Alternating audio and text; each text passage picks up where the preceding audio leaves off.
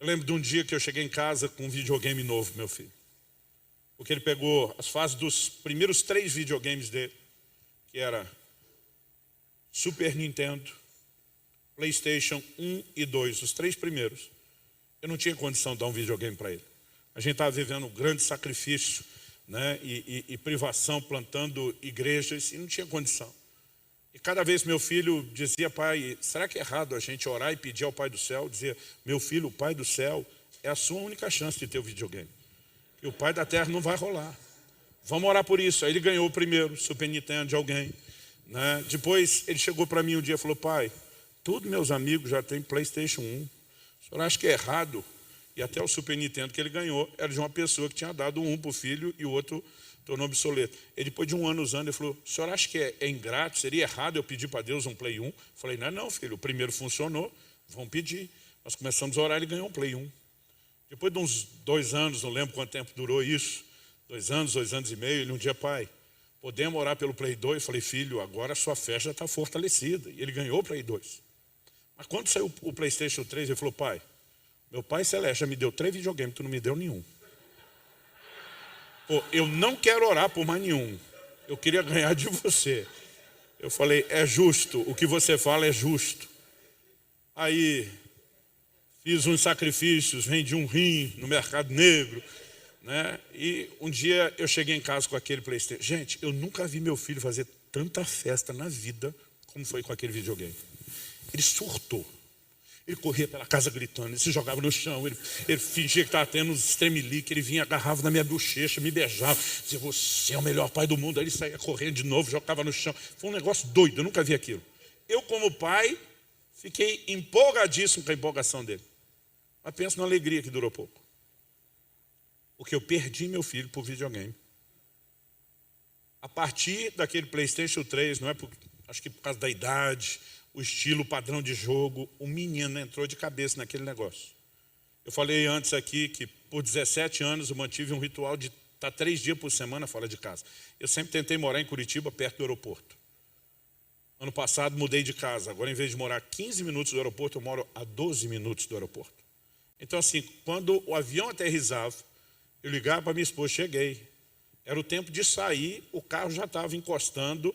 Então, quando ela dizia: mamãe está indo buscar papai, eles já sabiam, né? Papai está chegando, é rápido. Eu abri a porta, eles estavam me esperando, a gente fazia uma festa junto. Depois do bendito videogame, já que crente não pode xingar nem objeto, eu vou chamá-lo de bendito videogame, mas com aquele tom de voz, todo mundo sabe que não era bendito coisa nenhuma.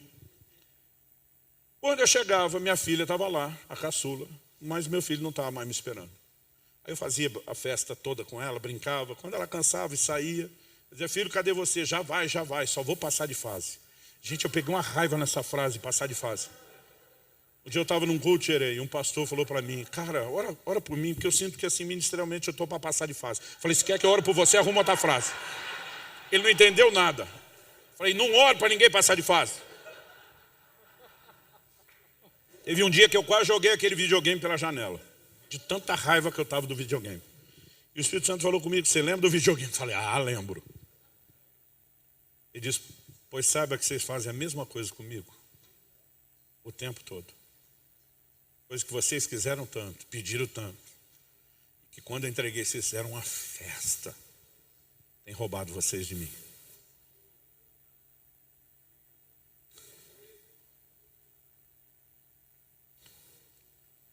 A Bíblia diz que Noé plantou uma vinha e colheu o seu fruto. Quando você lê só isso, parece que não falou muita coisa. Você lê com a lente dos povos antigos do Oriente. Nós não temos nem os hebreus na história, ainda não se formaram. Todo momento de colheita era um momento de festa e de um culto a alguma divindade. Aqueles que temiam a Deus cultuavam a Deus, e no tempo devido Deus instituiu uma festa de celebração da colheita, mas os pagãos faziam isso a alguma divindade. Isso é um padrão. Quanto mais você estuda sociologia, antropologia, história, você descobre que isso era um padrão. O que se pressupõe? Que com a colheita, Noé, que era temente a Deus, fez festa diante de Deus. Mas a Bíblia diz que com o fruto da benção da colheita, ele se embriagou. Naquele dia Deus falou isso ao meu coração, nunca tinha pensado muito nisso. Ele falou, muitos de vocês estão se embriagando com as minhas bênçãos. Alguns de vocês prosperaram financeiramente e se distanciaram de mim. O Senhor me disse, alguns de vocês prosperaram profissionalmente, crescendo e se desenvolvendo na profissão e se distanciaram de mim. O Senhor me disse, outros de vocês, no qual você está incluso, prosperaram ministerialmente e já não têm o coração para mim como tinham antes. Distrações. Quando coisas lícitas, que não são necessariamente erradas, em si tomam um lugar que não deveriam.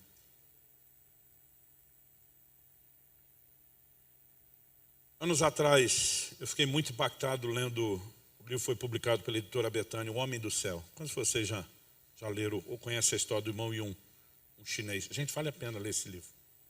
É fantástico. Parece que você está lendo as páginas do livro de Atos, versão contemporânea.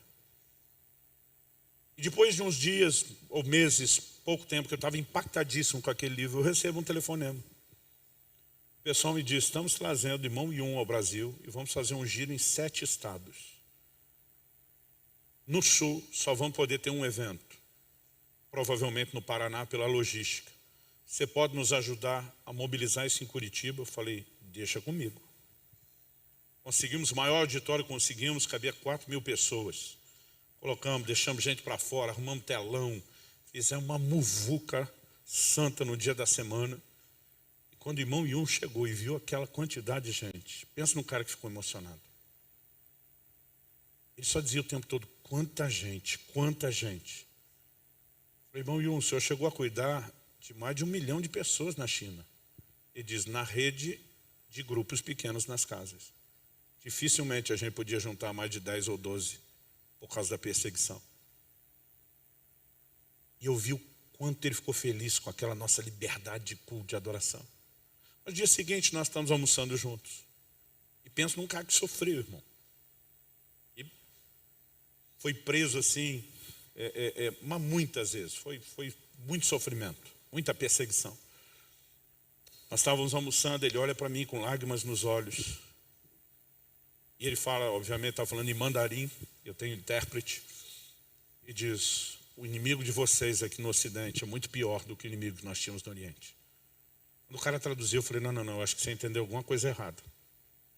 Conversa com ele que não é isso que ele falou. Ele falou, pastor, eu falo mandarim fluente. É isso que ele falou. Eu falei, não, você entendeu errado, eu li o livro inteiro dele. Eu sei a história dele, ele não pode estar dizendo isso. Eu sei do tanto que ele sofreu lá a ponto de ter fugido. Ele mora na Alemanha hoje.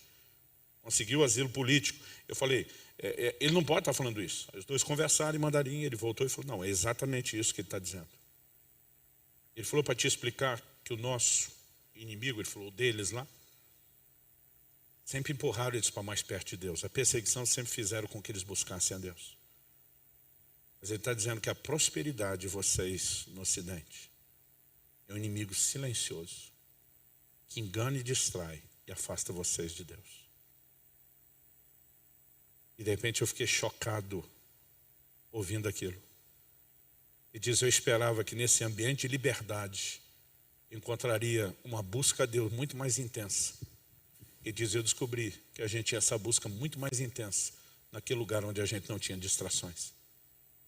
Stanley Jones, missionário metodista por cerca de 50 anos na Índia, um lugar que até hoje tem perseguição, diz que o maior inimigo do cristianismo não é o anticristianismo, é o subcristianismo. É quando nós rebaixamos o cristianismo a alguma coisa que não é, e acredito, nós temos feito isso. O grande escritor C.S. Lewis costumava repetir uma frase, o cristianismo, se é falso, não tem nenhuma importância. Se é verdadeiro, tem infinita importância. Mas ele dizia, o que ele não pode ser é de moderada importância. E nós temos feito do Evangelho e do próprio Cristo algo de moderada importância. Por quê? Porque permitimos que na nossa vida hajam coisas que são quase tão importantes quanto ele. Isso é o que significa uma distração. A ponto de muitas vezes a gente dizer, eu não sei se eu vou atender o seu convite porque tem algo muito legal aqui.